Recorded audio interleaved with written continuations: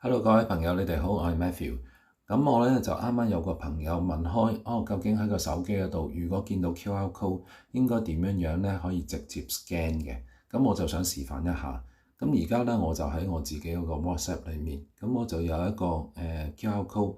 咁呢個 QR code 咧，其實咧係會去到我公司嗰個網站嗰度嘅。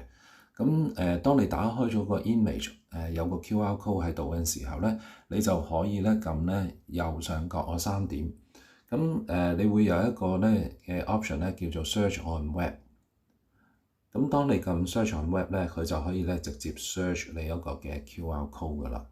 咁佢而家咧就直接打開咗我個 Google 嘅 browser，咁佢亦都咧開咗個 Google Lens，而且咧佢即刻咧就已經咧認到咧我嗰個 website 條 link 係咩嘢。咁你可以咧 either copy 去 share 佢，或者咧你直接咧就撳 website 個 button。咁當你撳 website 個 button 咧，佢就直接會帶動你入到去你個 QR code 所顯示嗰個嘅website 噶啦。